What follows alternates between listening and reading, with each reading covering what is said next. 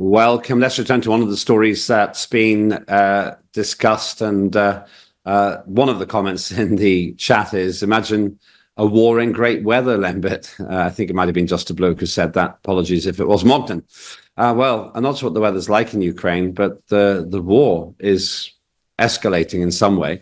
Russia has withdrawn some troops from southern Ukraine and back into Russia as it's trying to fend off an invasion by the Ukrainian forces. That's what a Kiev military official has claimed.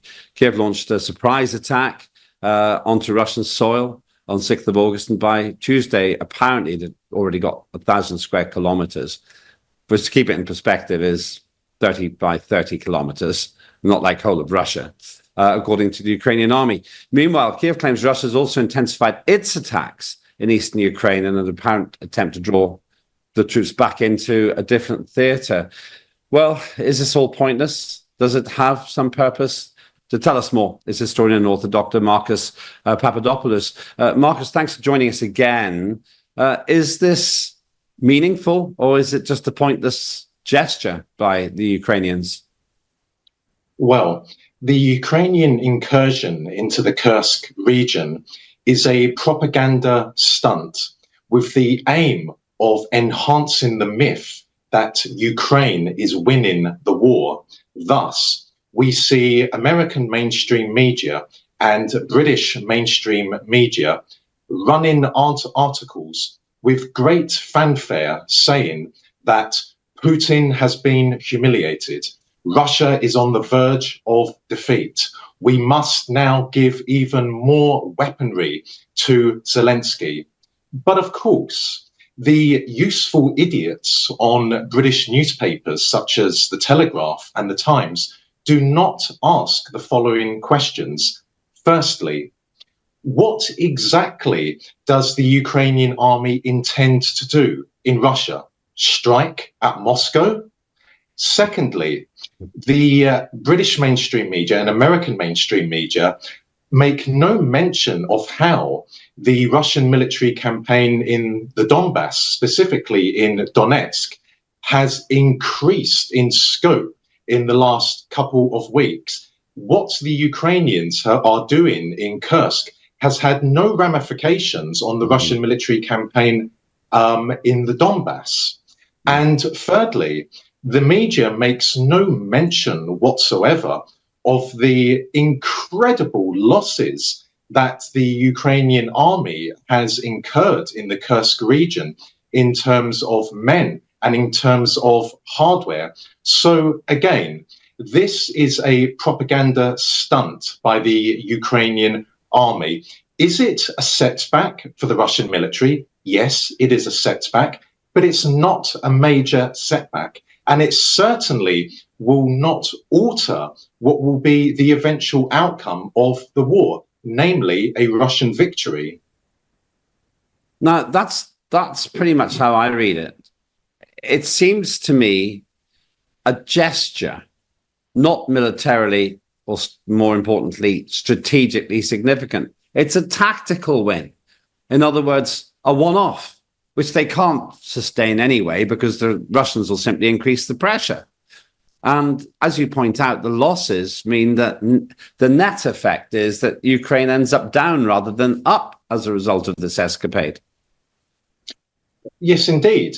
And only yesterday, Zelensky said publicly that the Ukrainian forces will not remain in control of the territory which they have captured in the Kursk region. Now, again, no mention is made of that by the useful idiots on British mainstream media or American mainstream media.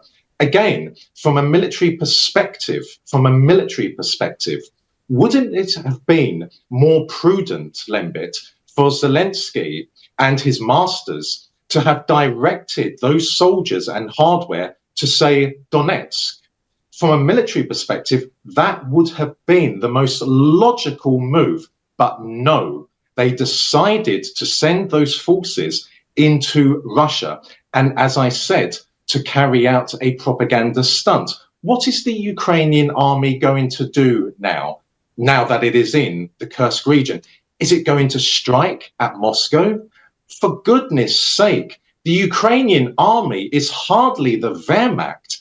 Let us be absolutely realistic about the perilous situation of the Ukrainian armed forces. They are desperately short of men, so much so that they have started to conscript women into the army. They have started to even conscript men who have mental illnesses. Again, that is something that Western mainstream media makes no mention of. Also, as I keep on saying, from a military perspective, solely from a military perspective, what is the point of this incursion into Russia? Those forces should have been sent to the Donbass. Yeah, I was going to say that, and I've discussed this with you in the past, Zelensky has no military background. He's a comedian who used to use his private parts to play a piano. And it seems to me that him, and you made a very interesting point there, him and his masters are simply trying to agitate the Russians and prove something which to an inexperienced eye might look like an achievement, but not to the Russian army and not to Putin, because he simply says, let's sort that out, harm the Ukrainians as much as we can on this essentially pointless incursion, because that land has no strategic value whatsoever in terms of the overall fight. And then push harder after they have to withdraw again. Any way you look at it, this is costing billions and billions of US dollars and quite a few British pounds too, and many Ukrainian lives. Firstly, no military man in the world will look at this and say this was a wise move by the Ukrainian military. It is an exercise in futility, and it is, quite frankly, Lembit, a suicide mission. Secondly, Zelensky is merely a puppet.